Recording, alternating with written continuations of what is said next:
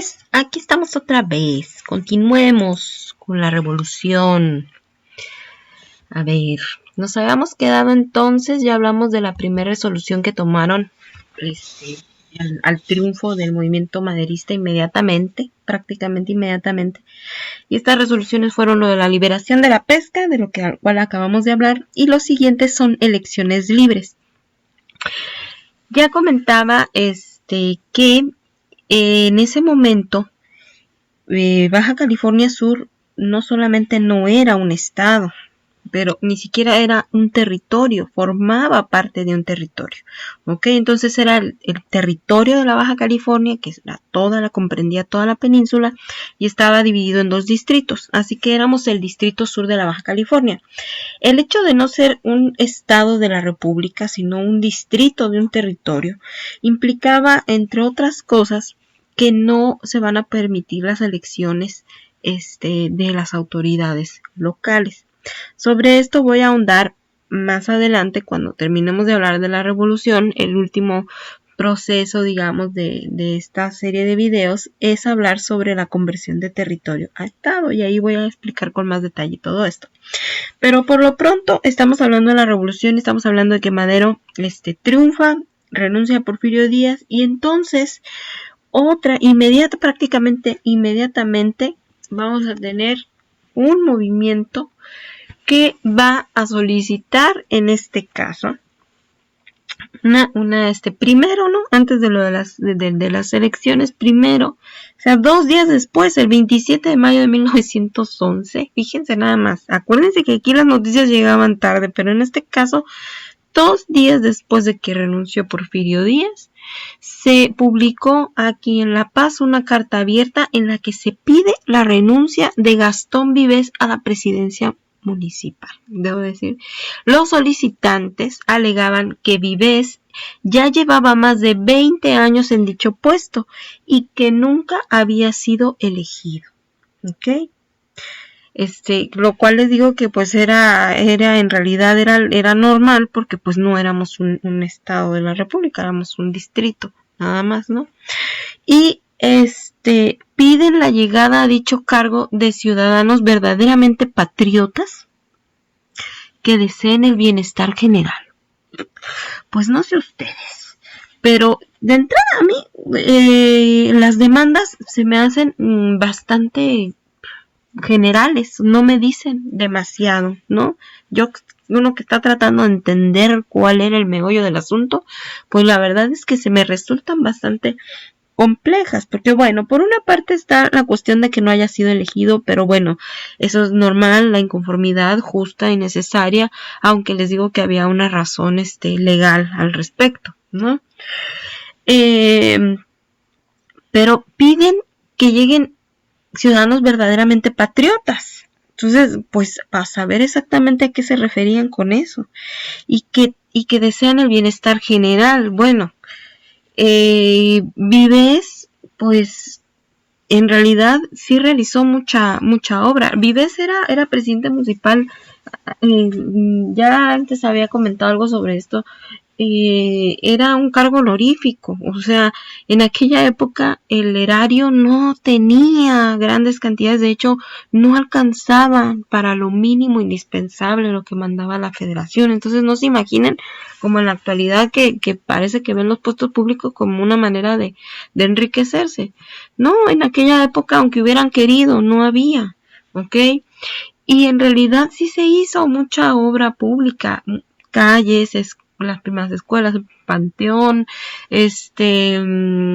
la torre del Palacio Municipal. El Palacio Municipal se encontraba en la 16 de septiembre, es yo creo uno de los edificios más antiguos que existen, y tiene una torrecita. Solamente la torre fue construida durante la presidencia municipal de Gastón Vives. También se hizo el Teatro Juárez, que está atrásito de lo que en su época fue la presidencia municipal, bajo el entendido de que también este teatro se hace en el contexto de la celebración de los primeros 100 años de la independencia de México. En 1910, Porfirio Díaz celebraba 80 años y la independencia, la revolución de independencia, pues se supone que cumplía también 100 años.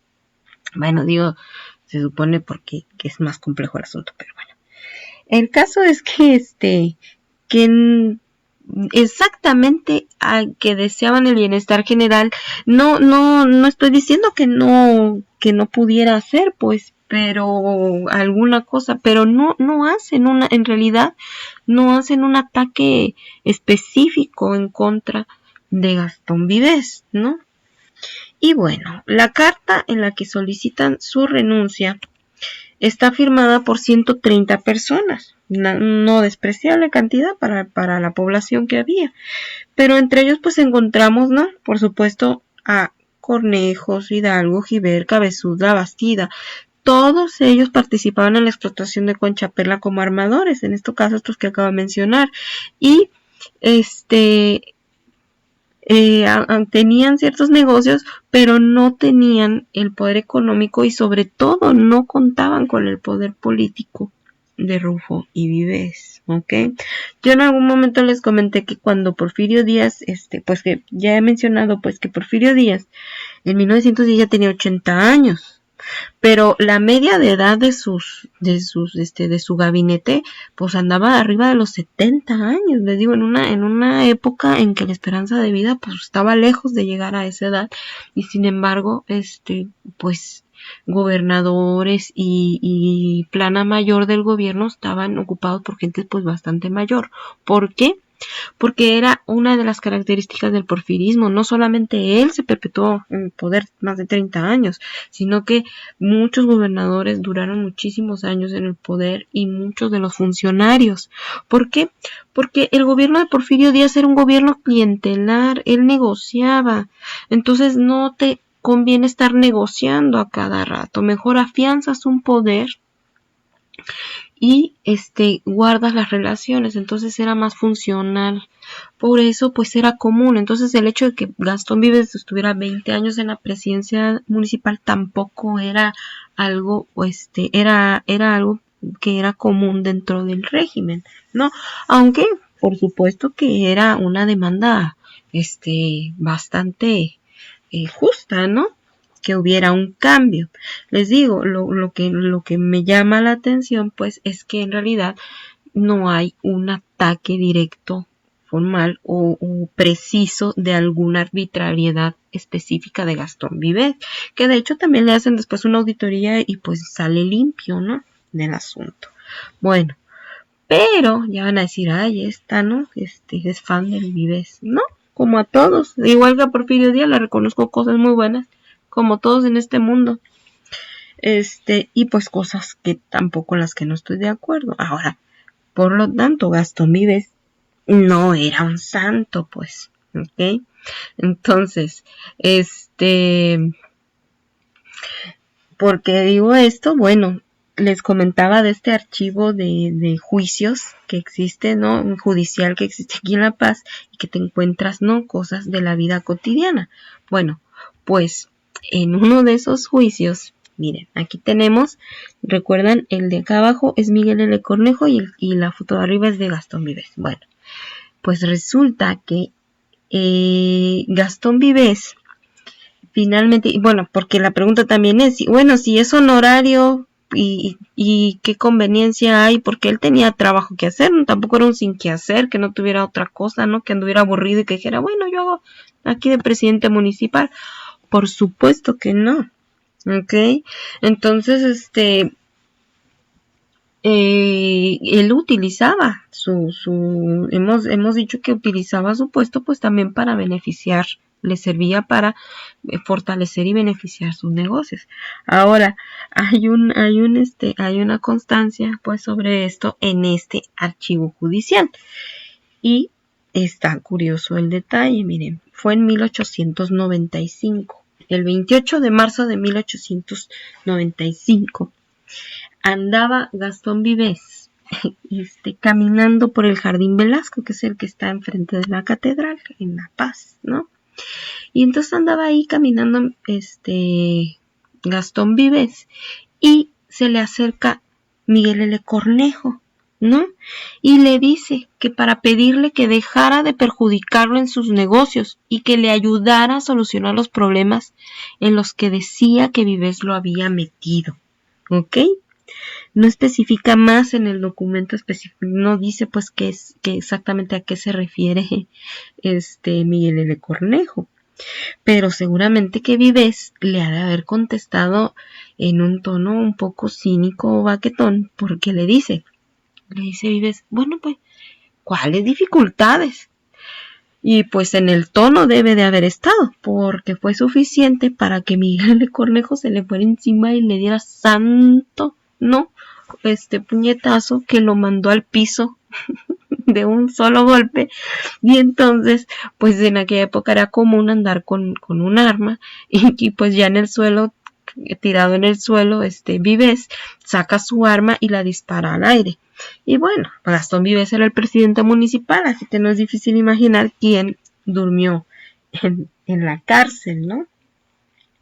En su tesis, no era solamente Vives, en su tesis, Karina Busto nos platica también de una ocasión en que mandan llamar a cuentas de la aduana, no, a Antonio Rufo, que era también socio de Vives, y ya les he dicho que un comerciante muy destacado, pues, y digamos porfiristas, pues finalmente, y lo mandan llamar de la aduana y con aquella cachaza que nomás les contesta a los de la aduana que no va a ir porque anda muy ocupado él con sus asuntos.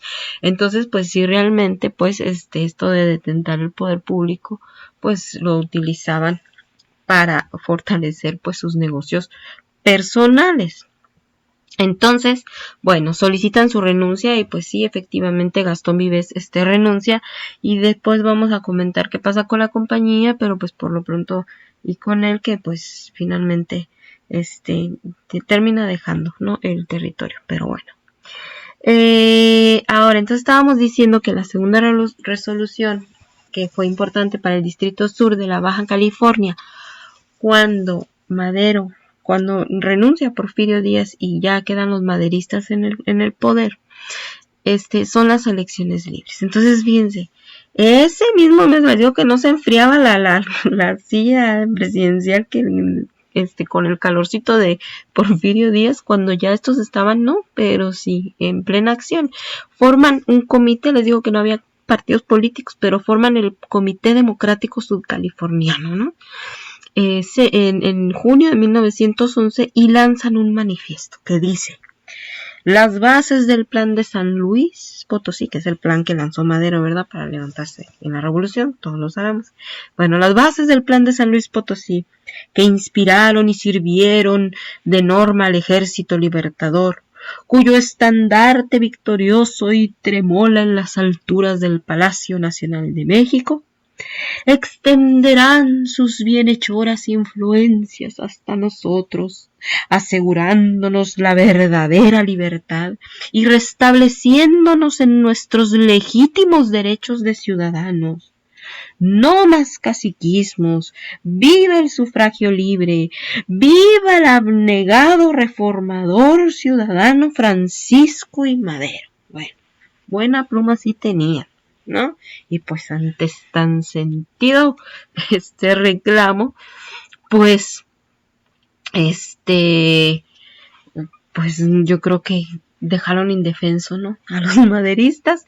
El caso es que efectivamente van a permitir las elecciones libres, y por primera vez después de por lo menos 30 años van a acceder al poder personas que, irónicamente, gracias a la estabilidad política y económica del porfirismo, y esto fue un fenómeno nacional, o sea, gracias a la estabilidad política y económica del porfirismo se van a consolidar algunas clases medias, la economía va a empezar a fluir y se van a empezar a formar algunas incipientes que podríamos llamar clases medias o grupos económicos que empiezan a consolidarse, pero que se ven total y absolutamente fuera de la posibilidad de acceder al poder político. Por esto que les decía de que el grupo de Porfirio Díaz era muy cerrado. Entonces,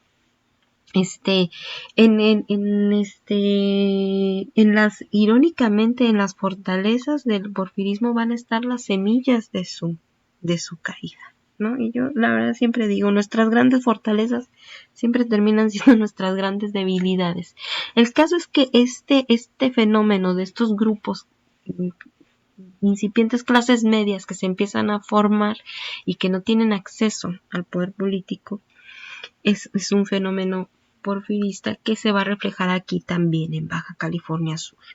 Entonces, bueno, vamos a ver que esto va a ser muy importante para los sucesos que vamos a comentar justo a continuación. Bueno, entonces, se permiten las elecciones libres. Entonces, sale Porfirio Díaz y aquí en Baja California Sur, pesca libre y elecciones libres. Bueno, pero ya sabemos, entonces, antes de lo que iba a decir. Ok, es muy importante para mí que empecemos a configurar en la parte del contexto. Yo les había dicho que se podían distinguir los ejércitos que se levantaron en la revolución se podían dividir en tres grandes grupos indígenas y la pregunta aquí es, ¿y nosotros como en dónde podríamos encajar? ¿No? Decíamos, Zapata son indígenas que protegen sus tierras ancestrales y su forma de vida. Pues no, ¿verdad? Aquí ni indígenas había. Peones que buscan menos desigualdad en la distribución de la tierra y la riqueza, pues aquí lo que sobra es tierra, ¿ok? Y tanto como peones explotados, haciendas no había como tal, ¿ok? Entonces, en realidad nosotros pues nos insertamos más en el otro grupo, clases medias que nacieron durante el porfirismo, pero que no tenían la posibilidad de acceder al poder político. ¿Ok? Bueno, entonces la historia continuó y platicábamos que 1 año, 3 meses más o menos le duró la presidencia ya como electo Francisco I. Madero, hasta que ¡pum! Le dieron cuello, ¿no? Lo asesinan. Ok, y dijimos que en ese momento van a resurgir los grupos armados, ¿no? En contra de Victoriano Huerta, que fue el que lo traiciona y el que lo asesina. Entonces dijimos que se levantan Pancho Villa, Emiliano Zapata y dijimos que Carranza, ¿no? Que venía de Coahuila, pero que se une con el ejército de Sonora. Y dijimos que iban a empezar a caminar todos, ¿no? Hacia el centro del país para ir a derrocar a Victoriano Huerta. ¿Y qué pasaba aquí? En ese momento, ¿qué pasó aquí en Baja California Sur? Bueno, pues en ese momento es cuando Baja California Sur se va a unir a la lucha armada, ¿ok? Así que sí hubo aquí catorrazos, sí hubo aquí valientes que se lanzaron a la revolución, ¿ok? Y el personaje que va a dirigir este movimiento, pues se va a llamar Félix Ortega Aguilar, ¿ok? Bueno, entonces, en febrero de 1913, cuando el jefe político, porque como es un distrito, no es gobernador, aquí no hay gobernador porque no es un estado, lo que hay es jefe político. Entonces el jefe político se llamaba Santiago Díez y en cuanto se enteró que ya le habían dado que ya le habían dado el golpe de estado a Victoriano Huerta, pues ahí se ven, ¿no? Huye y deja céfala la jefatura política. Y entonces le va a suceder el doctor Federico Cota, que era adepto de Félix Díaz. Recuerden que Félix Díaz era el sobrino de Porfirio Díaz. Pero también recuerden que Victoriano Huerta traiciona a Félix Díaz. Y entonces Federico Cota pues va ahí también. Y entonces Huerta va a nombrar al teniente coronel Gregorio Osuna como el jefe político del Distrito Sur de la Baja California. Bueno, y más importante que esto tal vez sea que obviamente todos los que habían llegado por elección, gracias a las famosas elecciones libres, todos los que habían llegado gracias a Madero a los puestos públicos, pues adiós también, los quitan tal cual, pues si a Madero le dan un balazo a estos que agradezcan que nomás les dieron una patada, ¿verdad? Y lo sustituyeron otra vez por porfiristas, ¿no? O en este caso por huertistas, que era un poco lo mismo. Y entonces, por lo tanto, no nos debemos de sorprender de que sean precisamente estos corridos de Huerta los que van a iniciar el movimiento armado. Y ya les decía que el que va a encabezar estas conspiraciones primero y después ya esta lucha armada va a ser el después general Félix Ortega Aguilar. En 1913, les recuerdo que en febrero de 1913 asesinan a Madero y Pino Suárez. Y está una foto que del Estado Mayor de Félix Ortega. Ande que. Bueno. Entonces, dirigidos por Félix Ortega, 14 sudcalifornianos empezaron a tener reuniones secretas en el rancho del mismo Ortega. El rancho de Ortega tenía un rancho para acá, para el lado de Todos Santos, mucho antes de Todos Santos, por ahí. Que se llama, porque todavía existe la zona ahí, las Playitas de la Concepción. Entonces se reunían en el rancho de Félix Ortega a conspirar. Bueno, también estamos viendo aquí que son 14 personas, ¿no? Ya empezamos a ver que tampoco es así como que el movimiento supermasivo, no. Son 14 subcalifornianos que van a empezar a reunirse en secreto en el rancho de Félix Ortega, hasta que finalmente el 20 de junio de 1913, o sea, en febrero mataron a Madero, marzo, abril, mayo, junio. 4 meses después van a lanzar el plan. ¿De dónde creen cómo se va a llamar el plan? El plan de las Playitas de la Concepción, ¿no? Porque obviamente lo firmaron ahí en el rancho de las Playitas de la Concepción, y en el museo aquí local de La Paz hasta guardan, tienen ahí que es que la mesa donde se firmó, ¿no? Una mesilla ahí aparentemente insignificante de madera, pero pues de insignificante nada. Ahí se firmó el plan de las Playitas de la Concepción, ¿ok? Y en ese plan los conspiradores, porque este es el 1, 2, 3 para los futuros revolucionarios, ¿ok? La guía práctica. Si te vas a levantar en armas, pues tienes que avisar por qué diablos te estás levantando en armas. Y para eso es el plan. Entonces, ¿qué es lo que decía el plan? ¿Por qué se estaban levantando en armas? Y dice, en dicho plan, los conspiradores repudiaron la imposición militar que usurpó instituciones y derechos de toda una nación. ¿Okay? Apelaron a la necesidad de restaurar los principios democráticos, ¿okay? Nada de que como Zapata, que tierra y libertad, y de que no, fíjense, nosotros somos de los que buscamos un poco parecidos a Madero, nosotros buscamos más bien los principios democráticos. Llamaron a todos los buenos mexicanos a que lucharan por amor a la patria y por el respeto a las leyes, y confiaban su futuro en su fe en Dios y en la justicia de su causa. Y finalmente, en el citado documento, se adhieren al Plan de Guadalupe lanzado por Venustiano Carranza. El documento pues va a ser firmado por la Junta Revolucionaria de Baja California, que estaba presidida por don Félix Ortega, para ustedes, por favor. Bueno. Y pues yo creo que sí vale la pena mencionar a estos 14 valientes e idealistas sudcalifornianos que se atrevieron a anteponer su bienestar por un futuro mejor. Entonces, para todos.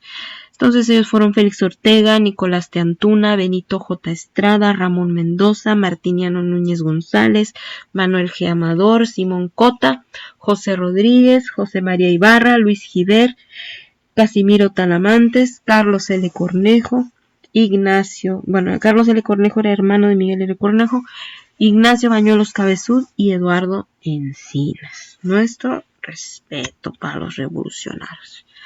Ahora ya, yo creo que ahorita habría que hacer una pequeña pausa y decir, bueno, ok, todo suena muy bien, muy épico, pero ¿y quién era este Félix Ortega? Este changuito, ¿de dónde salió? ¿Ok? ¿De dónde salió y tan revolucionario? Bueno, vamos a hablar de eso en el siguiente video porque no quiero que se me cansen. ¿Ok? Bueno, entonces por lo pronto les digo hasta la próxima.